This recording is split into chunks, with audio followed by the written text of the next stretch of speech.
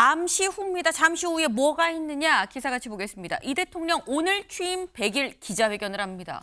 향후 행보는 회복에서 성장에 좀 방점을 찍겠습니다라는 얘기가 아마도 오늘 잠시 뒤 있을 100일 기자회견에서 나오지 않겠느냐라는 건데 요거 짧게 여쭤볼게요. 일단 최인호 의원님. 일단 100일이 딱 100일이거든요. 100일 평가 100점 만점에 몇 점 주시겠습니까? 90점. 90점. 네. 10점은 왜 빠졌을까요?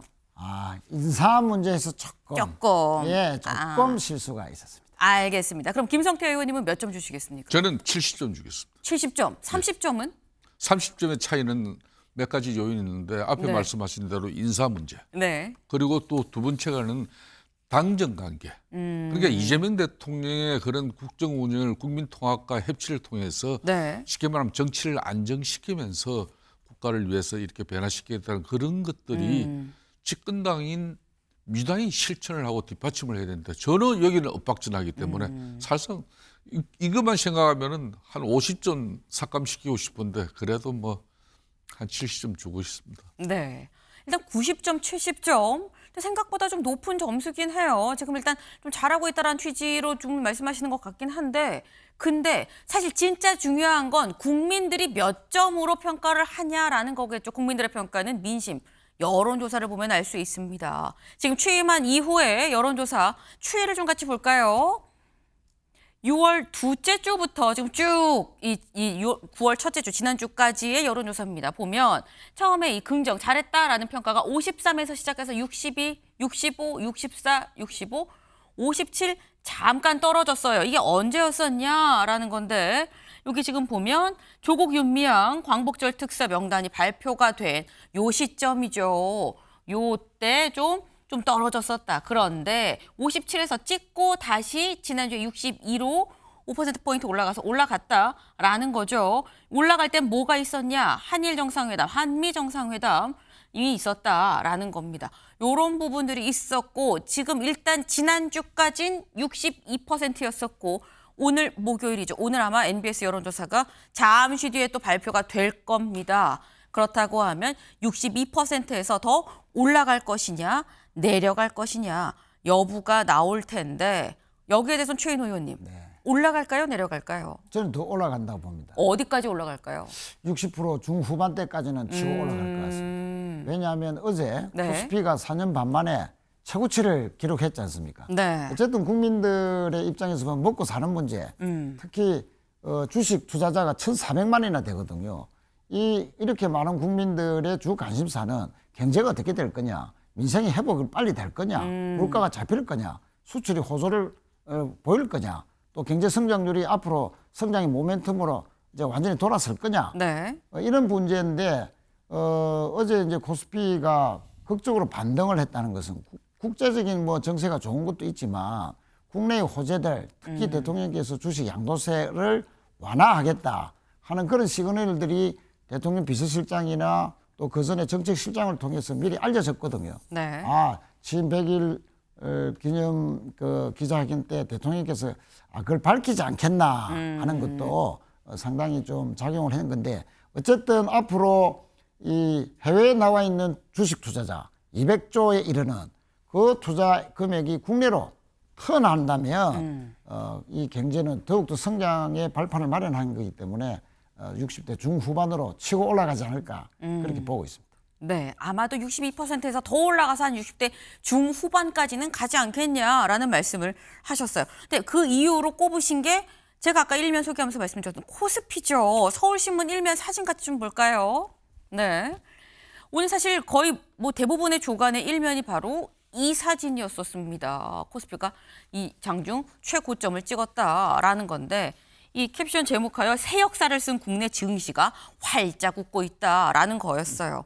그러니까 지금 굉장히 좀 증시 상황은 상당히 좀 좋은 상황이다라고 볼 수 있는데 근데 또 한편으로 김성태 의원님 분명 수치적으로 이런 건 굉장히 좀 좋아 보이긴 하는데 밥 먹으러 나가면 10,000원 한 장 들고 나가면은 부족할까 봐 약간 조마조마한 요즘인 거긴 하거든요. 이게 그렇습니다. 체감은 또 살짝 다르긴 합니다. 그렇습니다. 저도 아까 뭐 70일에 이거는 사실상 앞으로 그만큼 국민 마음 특히 야당의 몫을 중시해서 국정 운영을 크게 틀어달라는 그런 바람을 담아서 이제 실질적으로는 저도 박한 점수를 주고 싶은 부분이 많아요. 그렇지만은 제가 그런 부분을 이야기하는 데 있어 가지고 그러니까 본인은 분명히 협치 정국을 통해서 정치를 안정시키고 또 국민 통합을 통해서 진영 간의 갈등을 없애면서 그렇게 해서 국정 운영의 동력을 높여서 뭐 돌출 행동에 강한 그런 트럼프 대통령도 상대해야 되고 지금 북중러의 저 결속에 대한 외교 안보적인 측면에서도 깊은 고민을 하고 대응을 해야 되는 거예요.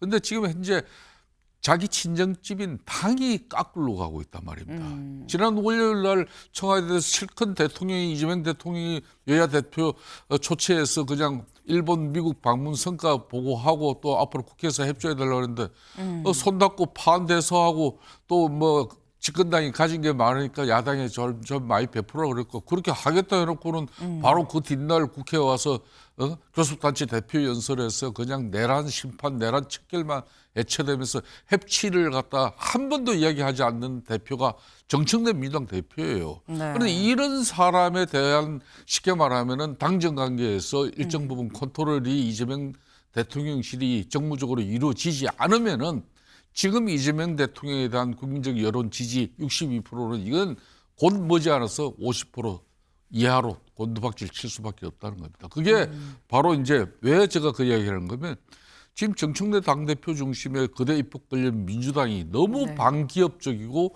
반시장적인 정책으로 계속 입법을 폭주하고 있다는 겁니다. 이러면은 기업들 어떻게 합니까? 일자리 어떻게 찾아집니까? 물가 안정 어떻게 이루어지냐 이거예요.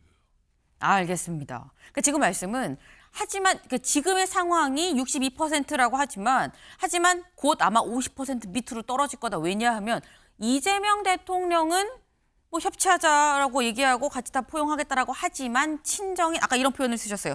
친정인 당이 거꾸로 가고 있다라고 이런 표현을 지금 쓰셨는데 사실 관련한 게 검찰 개혁 관련해서 당이랑 이재명 대통령이랑 생각이 좀 다른 거 아니야라는 얘기가 나왔었죠. 네. 관련해서 매일경제 기사 같이 볼까요? 그래서 나오는 게 오늘 이재명 대통령 취임 100일 회견인데 검찰개혁 세부 구상 명확하게 본인이 밝히는 걸까라는 얘기가 나오고 있습니다. 근데 오늘 조간 보도에 이런 얘기가 있었어요. 조선일보 같이 보시죠. 이 검찰개혁안에 경찰이 다 맞는 건 괜찮냐라는 얘기를 했다라는 거예요. 여기 좀 보겠습니다. 이재명 대통령이 더불어민주당 강경파가 주도해온 검찰개혁에 대해 경찰에 다 맡기는 건 괜찮느냐며 국가의 수사 체계를 바꾸는 일인데 시간을 충분히 갖고 논의해야 된다라는 뜻을 주변에 밝힌 걸로 알려졌다라는 겁니다. 네. 근데 이런 얘기를 지금 들어보면 이건 최인호 의원님, 네. 아까 김성태 의원님이 당이 거꾸로 가고 있어요. 그러니까 한숨을 쉬시던데 요거는 그 어떻게 봐야 되는 겁니까? 이 얘기는 사실 당과 용산의 생각이 좀 다르다라는 느낌이 들긴 하거든요. 네, 뭐 큰 틀에서는 같지만 강론에서는 좀 다른 게 분명히 있죠. 네. 특히 보안 수사권 문제. 지난번 당정회의에서 이제 합의된 것은 수사 기소 분리 원칙 하에서 법무부 산하에 둔다는 정부의 그 중대수사청 부분을 행안부로 두기로 했지 않습니까? 그거는 이제 당이 손을 들어줬는데 이제 남은 문제가 보안 수사권이죠. 예를 들어서 이제 공소시효가 아주 임박했던 사건이라든지 또는 경찰에서도 수사가 왜곡됐다든지 또는 과거 검찰의 모습처럼 편파 수사가 했다든지 자 이런 문제들은 그러면 어떻게 할 거냐 하는 문제가 남아 있죠. 네. 그런 측면에서 이 문제를 다시 이제 검찰에게 수사 보안권을 줄 거냐 아니면 보안 수사 요청권을 줄 거냐 뭐 이런 지금 이제 논쟁도 있지 않습니까? 그런 측면에서 경찰에 너무 독점적인 권한을 주면 견제가 안 되면 과거의 검찰의 모습을 답습하면 누가 책임지냐 하는 그런 이제 문제 의식을 대통령도 갖고 계시고 정부도 네. 갖고 있는 것이죠. 그래서 대안으로 그러면 국가수사위원회가 조정 역할을 해서 아까 말씀드린 그런 부작용이 있을 때는 국가수사위원회에서 그런 것을 조정하자. 그것은 총리실에 두자 하는 안까지 지금 일부 정부 일각에서 지금 제기가 되고 있습니다. 네. 그래서 오늘은 뭐 대통령께서 그렇게 세세하게 경찰의 뭐 여러 가지 과도한 독점 우려에 대해서 대안을 밝히지는 않을 것으로 봐집니다만 그러나 한 번이라도 고침이 없이 네. 완벽한 법을 만들라 하는 기존의 그런 방침 정도는 계속 재천명할 가능성이 높다 이렇게 봐집니다. 크게는 뜻이 같지만 이 강론적인 측면에서 좀 다른 건데 거기에 대해서 뭐 대통령이 지금 이 강론에 대해서 명확하게 이렇고 저렇고까지 다 세세하게 얘기하진 않지 않겠느냐. 기존의 입장을 좀 검찰을 개혁해야 되나라는 취지의 큰 입장 정도만 그려주지 않겠느냐라는 취지의 말씀이에요. 근데 저희가 지금 이 당과 여의도와 용산의 생각이 좀 살짝 다른 거 아닙니까? 라고 말씀드린 이유가 사실 요 강론 부분을 논의하는 기구에 당이 들어가냐 마냐에서도 이 생각의 차이가 좀 있었다라는 얘기가 나왔었거든요. 근데 관련해서 어제 이규현 홍보수석이 이렇게 얘기를 또 했습니다. 공소청과 중소청 신설 등 조직의 기능, 역할, 인력 구성과 같은 업무 절차는 행정의 영역이다. 정부가 하는 겁니다. 라는 얘기인 거죠. 정부는 국민과 전문가 의견을 수렴해서 객관적이고 합리적으로 입법안을 만들 겁니다. 명확하게 이런 절차는 다 행정의 영역이에요. 라고 선을 쓱 그은 거 아니겠느냐라는 거예요. 네. 사실 이 정도까지 사실 얘기는 잘 안 하는 거 아닌가라는 생각이 들거든요. 김성태 의원님. 그러니까 이제 당정은 공식적으로는 갈등설에 대해서 이견은 없다고 이렇게 서로 이제 어제 그저께 이제 이틀 동안 수습은 하고 있지만 네. 이미 갈등은 표면화됐어요. 그러니까 지난 며칠 전에 저 중앙일보 보도를 통해 가지고 중앙일보 그 기사 내용이 만일 그게 오보라면은 대통령실이든 정청래 민주당이든 그 오보에 대해서 정정 보도뿐만 아니라 법적 조치 벌써 취했을 겁니다. 사실 당에서 일부 이 강경도 인사들은 아니다 오보다라고 얘기를 하긴 했어요. 대통령실에서는 따로 얘기 없었지만. 그렇지만 그 이후에 사후 조치를 한 건 없죠. 그러니까 또 그런 메이저 언론사가 그런 오보나 써댈 그것도 난 청와대 출입하는 기자예요. 아주 용산 대통령실. 네. 제가 이제 왜 그 이야기를 먼저 하는가 하면요.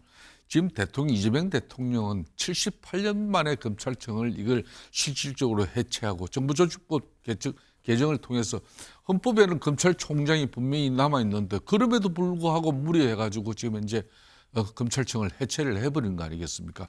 그러면 그 해체하고 그 수사기능 중수청을 갖다가 그러면 이게 행안부 산하에 두면은 행안부 장관의 영역은 곧 대통령의 영역이 되는 겁니다. 그렇기 때문에 이 부분에 대해서는 국민들 누가 봐도 이게 수사 권력이 오남용이 한 부처에 집중되면 그건 위험하다는 걸 알아요. 네. 이재명 대통령 자신도 아는 겁니다. 그렇기 때문에 이걸 갖다가 앞으로 수사 사법 체계 이 뭐 연동 부분이라든지 그 균형이라든지 안정 이런 걸 다 고려하면 세밀한 시간을 가지고 충분하게 검토하자는 건데 정청래 당대표는 추석 밥상머리 25일까지는 자기가 검찰 언론 사법개혁 끝나겠다. 그걸 밀어붙인 거예요. 그러다 보니까 이거는 그냥 민주당 강성 그런 뭐 의원들 입장에 따라 가지고 그냥 그대로 행안부에 가버린 겁니다. 거기서부터 사단이 난 건데 그 이후부터는 손대지 마라.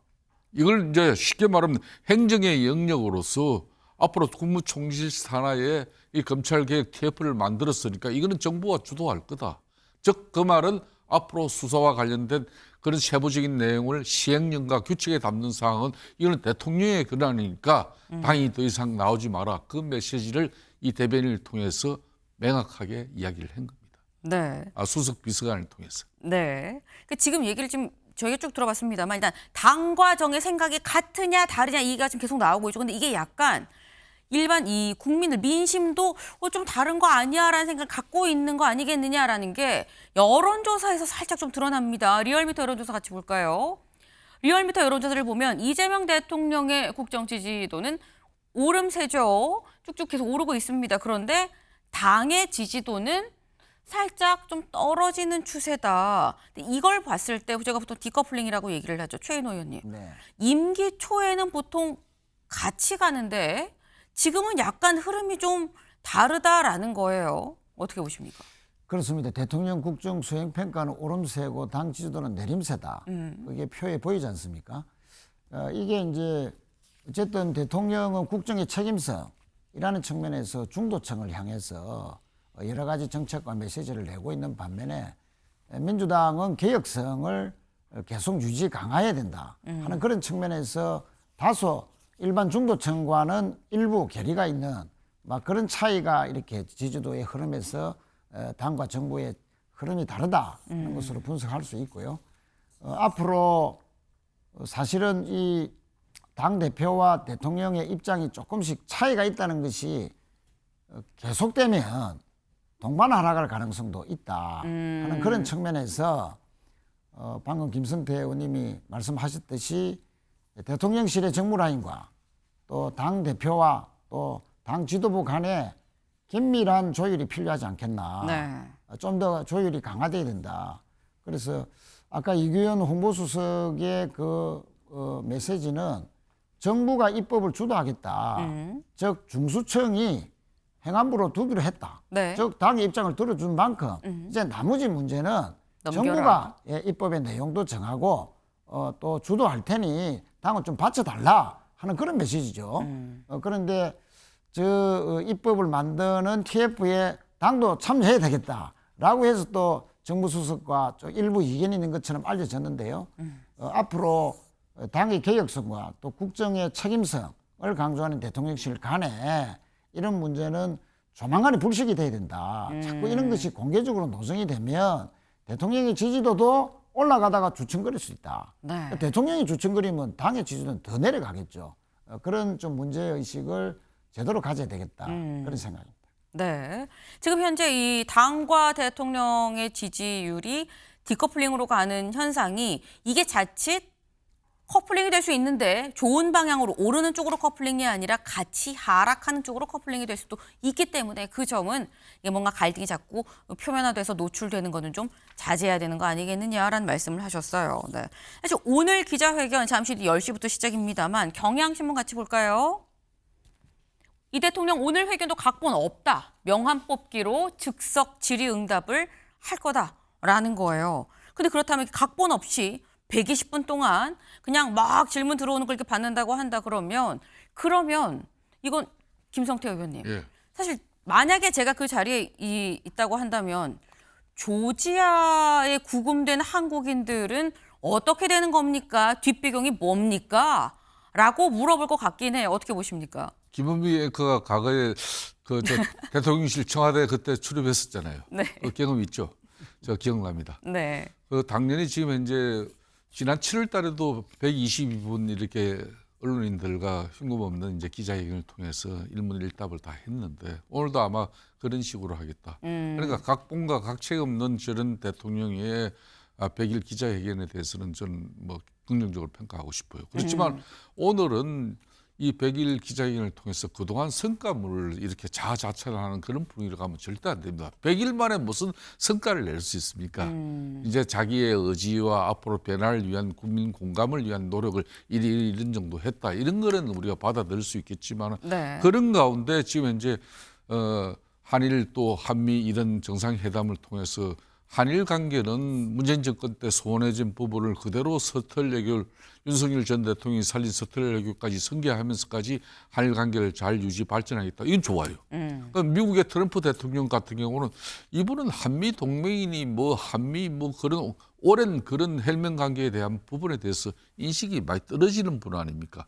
이런 사람을 상대하기 위해서는 지금 현재 본인이 기존에 가지고 있던 미국에 대한 인식을 확 바꾸는 계기가 지난번 미국 순방을 하고 됐어요. 네. 전 그런 측면에서 저는 이재명 대통령이 특히 이번에 이제 자신이 트럼프 대통령하고 그런 정상회담 마치고 난 이후에 이번에 실질적으로 우리가 3,500불을 뛰어넘어가지고 1,500불까지 해서 700조 가까운 미국의 투자를 갖다 약속해놓고 왔는데 그걸 며칠 만에 일주일 만에 그냥 저렇게 한국 근로자들 불법 구금 감금시킨 트럼프 대통령의 정부를 가지고 우리가 네. 어떻게 볼 거냐 말이에요. 이 부분에 대해서는 저는 대통령은 너무 단호하고도 전략적인 발언을 내쏟지 않지만은 대려 야당 지금 국민의힘이나 또 우리 같은 정치 패널도 마찬가지지만은 대통령의 상당한 의지도 담아내야 된다. 두 번 다시 이런 재발 방지나 미국의 제1투자 국가의 지위에 맞는 그런 대우나 예우를 해줘야 되는 거죠, 미국도. 네. 그런 측면에서 이재명 대통령이 오늘 국민들에게 이 부분은 단호한 그런 어떤 입장이 나와야 된다고 저는 보고 있습니다. 네.